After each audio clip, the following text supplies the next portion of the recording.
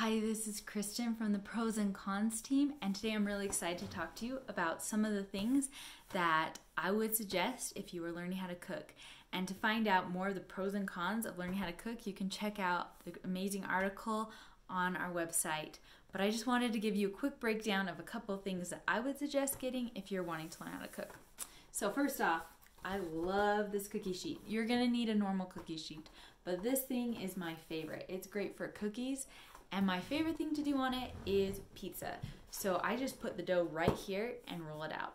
And it doesn't look very pretty, but it makes for a quick, easy meal, especially where I cook gluten-free and the dough just will crumble. This is a really great way to finally get a gluten-free crust that I can cook. So I just love this cookie sheet, but a normal cookie sheet will work great if you're not wanting to cook a lot of pizza and stuff. It's fantastic, but I found this to be really helpful, which is cooking not very pretty, but nice, like good pizzas. Another thing that I really like is some good bread pans. Something that I would just watch out for. I got this bread pan and it's just a little bit thicker. And I don't like it as much because I feel like it takes longer to cook and I'm more likely to get a doughy middle in the middle of my bread because I think it's done and it's not. So I just prefer this smaller, but it's just a matter of preference. They're both great pans. Another thing that is really handy is to get some good mixing bowls. Now there's like several different sizes, but these are the Pyrex mixing bowls and they are fantastic. So what I really like about these is I can whip up some waffles in here and then put it in the fridge with a lid on top and then get some out, pour some waffle or batter in the waffle maker and then put it back in the fridge. So it's really great because these are really good for mixing and storing. Also, they're really good for serving if you want like to put a salad in there and then when you don't finish it, you can just put a lid on it and you don't have to find another container. So I just really like these as mixing bowls. Another thing is talking about waffles. I like waffles and a good waffle maker is really great. And this waffle maker has been our favorite. We actually got rid of our other waffle maker because we just used this one. It's really nice because it makes super small waffles that store super well. So I just put the waffles in the freezer and you can take them out. You can put them in the toaster or you can put them in the microwave. So it's a really good investment if you like waffles and are learning how to cook with waffles.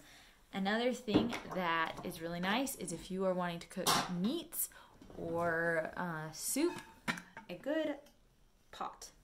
I love this. This is a Magnolite. It's great because it can go in the oven. So if I'm cooking meat, like I'll cook pork in this and put it in the oven and it can make really good meat because it keeps a lot of the liquid inside. So a good pot is really nice if you're planning on doing meats or soup. Another thing that is nice is a good rolling pin. So if you're doing pies or pizza and rolling it out or other things with rolling out, it's nice to have this heavy rolling pin because it makes it flatter. Another rolling pin is going to do the job just great. This is a little more pricey, but it makes your job a little easier. I had a rolling pin that was a little cheaper in college and it did the job good. It was starting to break by the end. I make a lot of pies, or I did then. And so it was nice to have this rolling pin that's pretty much gonna last for a lifetime. So nice, depending on how much you're wanting to cook. Another thing that is good is really good whisks. Now, I hate whisks. I hate trying to clean them. And then I was introduced to this beautiful thing and it is so much easier to clean the whole thing. So I would use it for macaroni and cheese to like mix in the cheese from scratch and it would just cover this in cheese and it was so annoying to clean. So this thing solved my problem and has become my best friend. My husband still prefers this thing, so it's really a matter of preference. Another thing is a nice spatula. I love this spatula. It's just nice because it's small down here and it's big down here and it's just really easy to clean. I'm all about easy cleaning, guys. But It is super nice. I love it, and it withstands really high temperatures. This is super good too, but it's not as much of a favorite as this one.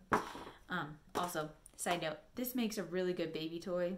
My baby loves chewing on it. But this one is hard because stuff gets in here and it makes it really hard sometimes to clean if it gets really dirty. So it's just more of a matter of preference for me. They both work great, but this one is amazing. The last thing I really want to talk about is some good serving utensils and cooking utensils. These are fantastic. They come on this stand so you don't have to figure out how to store them, and they're just amazing. The thing that I really like about them is when you set them on a flat surface, the end does not touch the counter. So it makes it super great when you don't want to get your counter as dirty. There may be things that drip off, but you're not going to get your spoon on the counter. So if the counter's dirty, you're not going to get your spoon dirty, or vice versa. Also, something I don't like with these, I just don't understand why they're there, is there's all these little holes that are annoying in just this one. The rest of them, like I don't seem to have a problem with them as much. But I finally figured out if you're wanting to clean it really well, this helps, and I just stick it in the holes like so to clean it out. And other than that, these things are great. So you have this little tool on there, you have a spoon with holes, and then the serving spoon, and then stuff for pasta, a ladle, and it's really great. Also, they have them in a plastic. So if you are wanting to do it for non-stick pans, you want to use plastic so you're not going to ruin your pans. So it's good to have both.